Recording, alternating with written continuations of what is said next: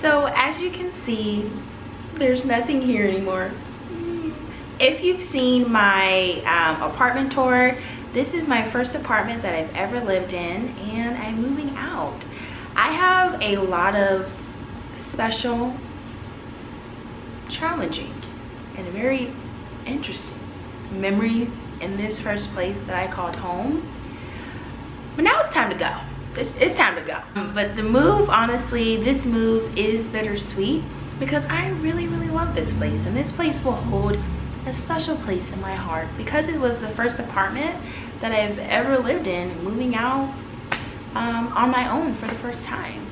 But I also say, you know, it's bittersweet because, like I said, I really love this place, but at the same time, my love and I have found a new place that we are gonna make our home together. It's really exciting.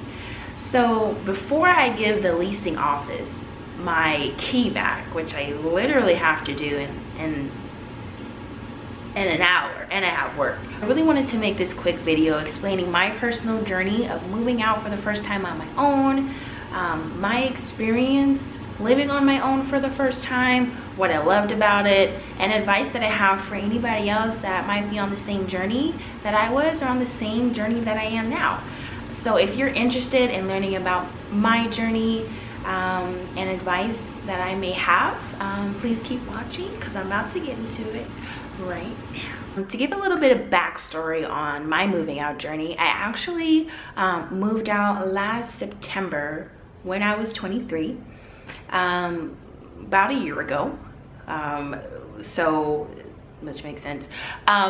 So I was living with my parents before I moved out on my own, and I was paying for more than a portion of my rent. I was pretty much paying for everything a year before I actually moved out on my own. So the reason why I stayed with my parents until I was 23 wasn't because I wasn't financially ready, and that's okay if some people aren't. You know, everybody has their own journey, but for me, it wasn't that I wasn't financially ready. It honestly was because I wasn't emotionally ready. I was not ready to have the responsibilities of being on my own, even though I'm paying for rent and everything. You know, I wasn't emotionally ready.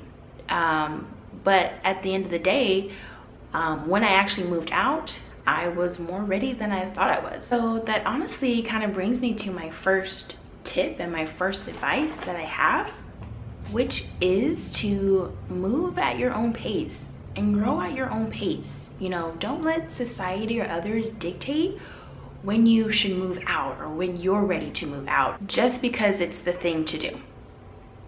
You know, everybody grows at their own pace, and that's what I had to learn for myself. You will know when you're ready, but at the same time, you know, sometimes you do have to push yourself and take that risk because you might be more ready than you think you are, and that's what happened with me. I really want others to feel the same way because it's okay. It's your life, and when you're ready to make that move, and it will be the best thing for you. So moving on to things that I have learned and advice that I have, which number one, it's okay to be alone.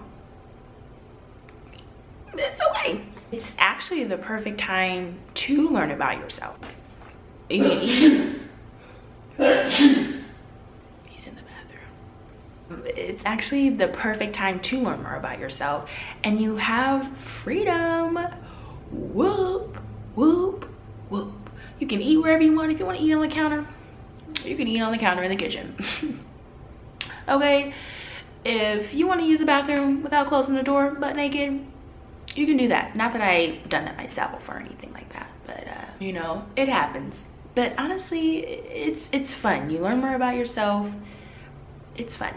Number two, the tip and advice that I have is to really get familiar with your surroundings. And what I mean by that is wherever you're moving, if you're not familiar with the area, get familiar with the area, learn what's around you, but also learn and kind of get to know your neighbors or know and learn about who's living around you.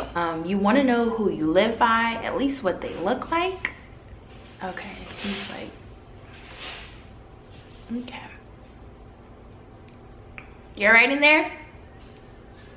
Yeah. Okay. So you at least want to know who you live by and at least what they look like, especially for security reasons. So I'll leave it at that. So I had to close the door because he's getting a few more things to move. So still in the same room. So my third tip is to clean. Okay, your place doesn't always need to be squeaky clean, but at least try to keep it decent looking and manageable.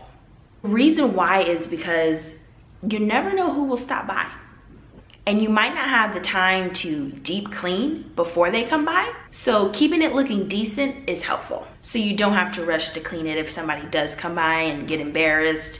Just, you know, keep it manageable. I think that's a good tip. Also, nobody's gonna clean it for you, okay? Unless you have a maid or you wanna do one of those, you know, third-party apps like Handy or something like that for people to clean your place, but that gets expensive. So nobody's gonna clean your mess for you, okay? Nobody. Unless you have a maid or a nice friend or something like that. But it's still your responsibility to clean. And your home is a reflection of you.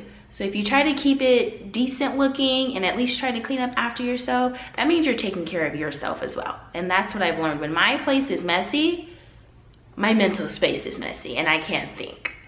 So your home is a reflection of you. So just as the same as that saying goes, you know, you are who you associate with, you are your home as well. Your home is you.